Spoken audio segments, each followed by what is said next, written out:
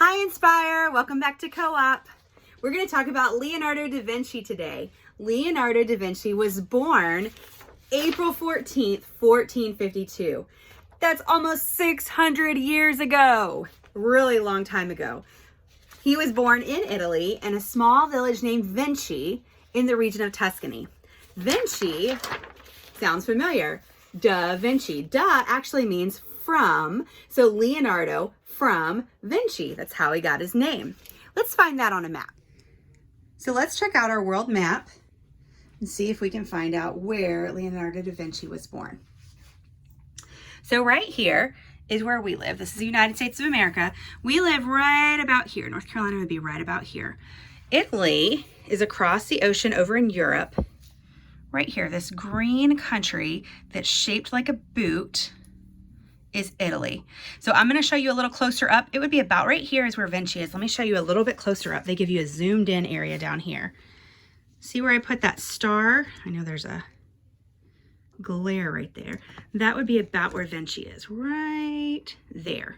So the top part of Italy. So we found Italy on a map. Now, if we were living in Italy, we would have to learn to speak Italian. That's the language they speak over there. So Leonardo da Vinci would have spoken Italian. So let's learn a couple Italian phrases that you might use in everyday life there. And I have Emily and Rachel to help me. Say hi, girls. Hi. Hi, let's see if we can get this propped up without falling. Oh, there we go. Okay. So girls, I'm going to say a couple phrases. I'm going to tell you what they are in English, and I'm going to tell you how to say them in Italian, okay? So the first thing we're going to say is super, super hard. If someone asks you something and you want to say no, the way you say that in Italian is no. No. No. That was hard, wasn't it? No. Okay, if you want to say yes, you say sì. Si. Sì, that's how you say yes in Italian. You say sì. Si. Si. Okay? If you want to say please in Italian, you would say per favore. Per favore. Per favore. Per favore. Yeah. Okay, if you want to say thank you, you would say grazie. Grazie. Grazie. Grazie. That's thank you. Grazie. Grazie. Grazie. Grazie. Grazie. Yeah, that's okay. If we want to say good morning, let's say we're going to get some bread from the bakery for our breakfast, and we want to say good morning to our friend, we say buongiorno. Buongiorno. Buongiorno. Buongiorno. If we're going home and we want to say good night to our friends, we would say buonanotte. Buonanotte. Buonanotte. Banana. Let's try it again. Buonanotte. I said banana. Banana. Buonanotte. Banana. If you want to tell someone what your name is, you want to say, my name is, I would say, my name is Becky. You would say, mi chiamo, and then you'd say your name. So I would say, mi chiamo Becky. You would say, mi chiamo. Rachel. Say it out. Let's say, mi chiamo. Mi chiamo. Chiamo. Mi chiamo mamma. Mi Mi chiamo chiamo Rachel. Rachel. Mi chiamo Rachel. Can you say mi chiamo Emily? You can't. Mi chiamo Emily. So my name is mi chiamo, and then you say your name. So those are some Italian words and phrases. You can look up some more if you want to have fun with that. During the time that Leonardo was alive, Italy was going through a period of time that was known as the Renaissance. The Middle Ages were over, and this new age, or this rebirth, which is what the Renaissance was called, was a time of learning and art and culture. Leonardo was a part of this. He was an inventor, but he was also an artist. So we are going to do some artwork today, and I have my two little helpers to help me. Let's get started. So today we're going to start off by painting some birds. You need some paint. It can be any kind of paint. We've got two different kinds here. A couple paint brushes, some water, and some paper. And we are going to start by getting our brushes wet. Let me get my brush. Emily and Rachel, get your brushes wet. Pick your color that you want your bird to be. So I am going to do this blue. Rachel, you're doing red. Emily, what color are you doing? Pink.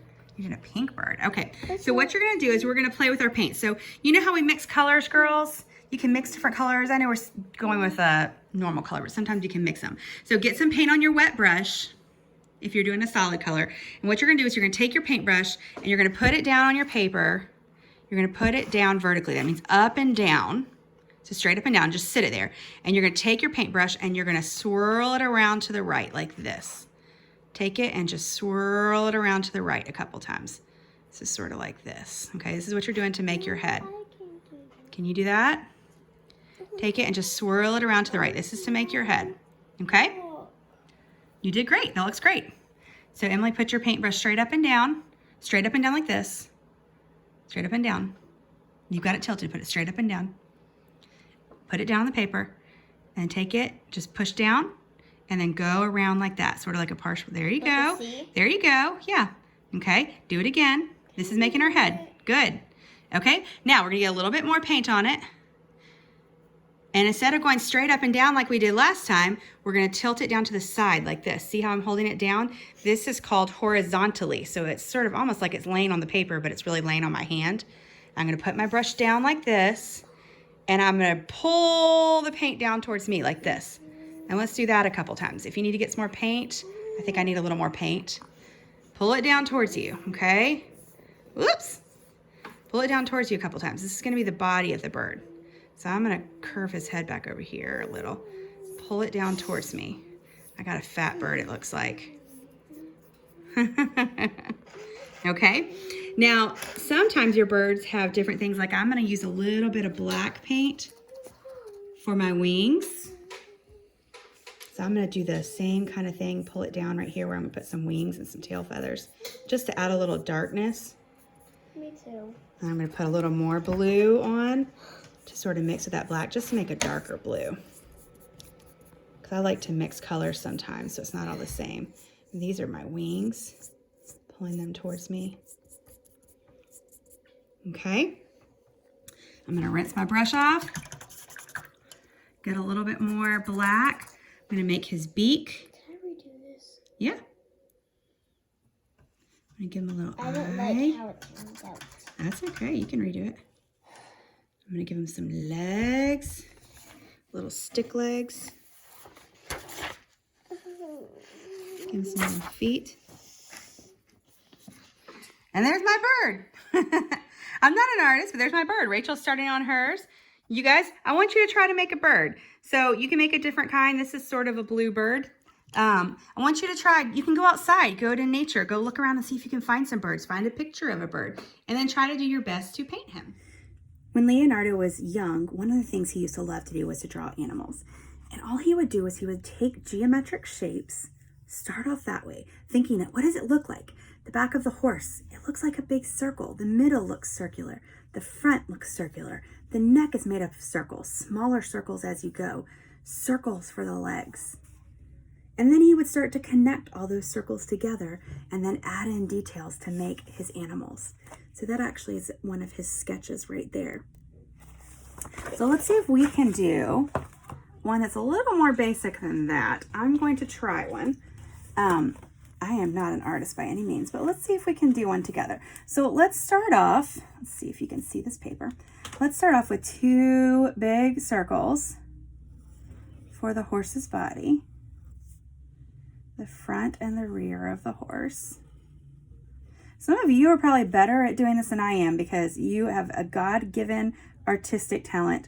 God gave me a cooking talent, but not necessarily a drawing talent.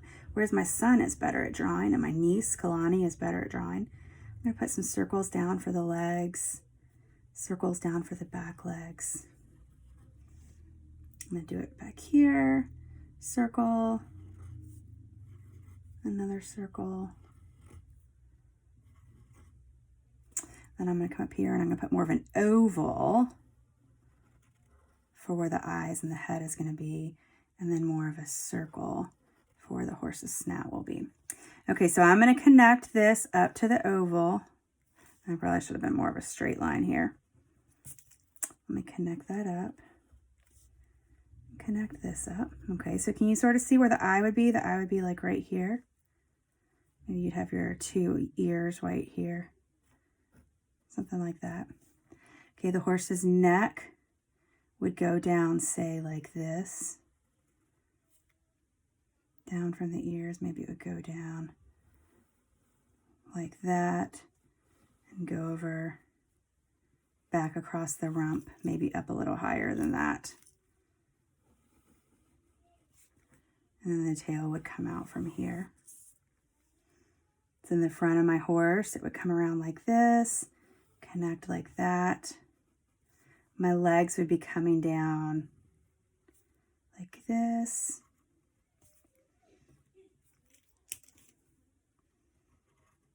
Let's get some hooves.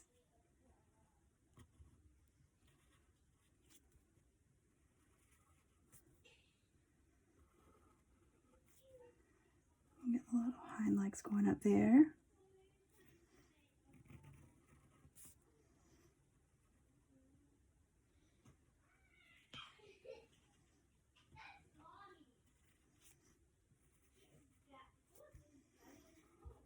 So see how you can just start connecting the different geometric shapes and start to make your own drawings of things.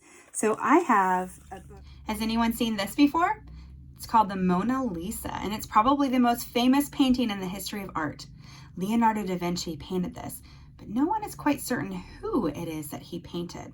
They have their theories and their ideas, but no one knows for sure. One really cool thing about this is that it has something called the Mona Lisa effect. Viewers, when they're standing and looking at this in an art gallery, if they move at any point in the room, her eyes follow them. The way that he shaded her eyes, no matter where the viewer stands in the room, it still looks like she's staring right at them. I don't know if that's interesting, cool, or kind of creepy, but it definitely takes some skills. She's very lifelike, and people aren't sure if she's sad or happy or what expression he was trying to get across. But no matter what, the Mona Lisa is incredibly famous. Another famous painting is The Last Supper. So this is a picture that is supposed to be the exact moment when Jesus is sitting with his 12 apostles, when he looks at them and he says, "One of you will betray me." It's supposed to show the shock and the awe through their gestures, through their posture, through the things that their faces are saying and their hands are doing. It's supposed to show all that through their body language. He said the one that he had the hardest time painting, and it took him months and even years to figure out how to paint, was Judas. How do you paint someone who is going to be the one that betrays? How do you find a person like that to even copy? He would go around and he would watch people in the markets, watch people at church, watch people all over to try to look at gestures, look at the movements that the muscles in their faces made, look at the different facial expressions they had when they were experiencing different emotions. And that's how he figured out how to paint the subjects. Now, one of the things that was so sad was that as soon as he finished this, and it took him over 3 years to paint this, he painted it in a church. He had scaffolding set up all over the wall, huge, taking up a huge portion of this church wall. And so it took him almost 3 years to paint it. They wanted him to be done with it. And so it took him so long. And he was done, and within 20 years, the new paint that he had used, it started cracking off already. And so it's been restored many times. Most recently, it actually took almost 50 years to do an entire restoration of it. And they had to use UV lights and several different things to restore this gorgeous, gorgeous painting, The Lord's Supper.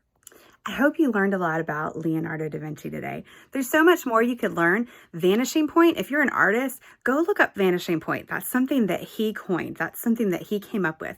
And it's a great way to show perspective in your artwork. So if you're really into art, go look up vanishing point. Show me something that you came up with that. Try using that to draw something. He also did a lot of stuff that was part of the Renaissance period. So I know I mentioned that very briefly early. There's a whole bunch you could look into with the Renaissance period. Other artists that are during the Renaissance period, Michelangelo, Raphael. So they're not just Ninja Turtles. They're also artists that were during the Renaissance period. So there's so much more that you could do with this if you're really interested in it. Let me know. I hope you learned something, and I hope you had fun. And I would love to see what you guys did. If you want to put that below in the comments. Bye.